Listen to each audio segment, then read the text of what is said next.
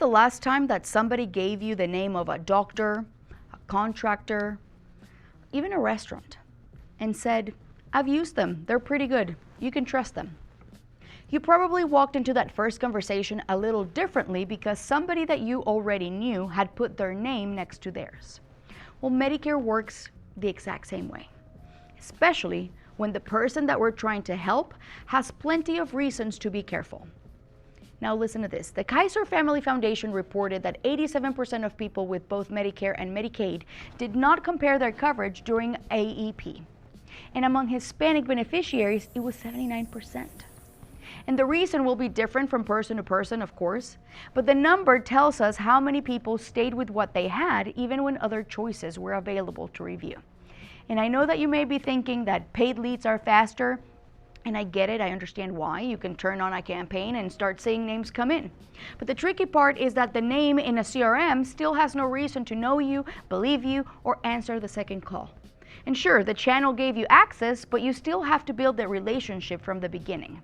And a part of this is called social proof. When people feel unsure, they pay attention to what people around them have already done. And KFF's Medicare Focus Group found something that fits with all of this. Many participants felt overwhelmed by coverage decisions, distrusted broad advertisement, and valued the help from brokers. So a personal introduction brings context into the first conversation that a cold ad cannot bring with it. Now, when I am looking at where trust can start for an agent, I check 3 places: clinical relationships, client introductions, and community presence. And I call it the 3-source trust check. And this has been very useful for me because it makes me look at the relationships around the client before I put more money into a cold channel. So for clinical relationships, I look at whether doctors, pharmacists, and other professionals in our area know who we are, understand how we educate, and feel comfortable sending someone our way.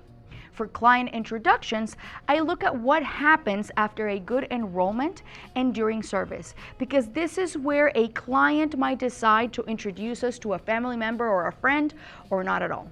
So for community presence, I look at where we're showing up consistently, how we're teaching, and whether people can speak with us in the language that they prefer. And that language piece is just super important for our group, for our team, because we work in English, Spanish, Vietnamese, Mandarin, Cantonese, Gujarati, Hindi, and ASL. So being able to speak with someone in the language that they prefer can remove a lot of friction. And community education also comes with compliance questions, though. You can't forget that. And those questions need a specific answer for the activity that you are planning. Educational events, marketing events, permission to contact, and even one-on-one appointments, all of them, they don't all follow the same rules.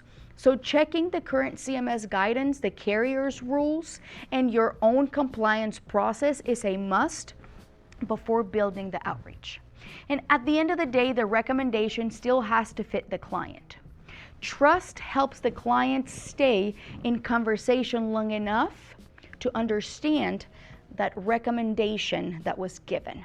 So if you're deciding where the next marketing dollar may go, these 3 sources can show you which relationship needs more attention first.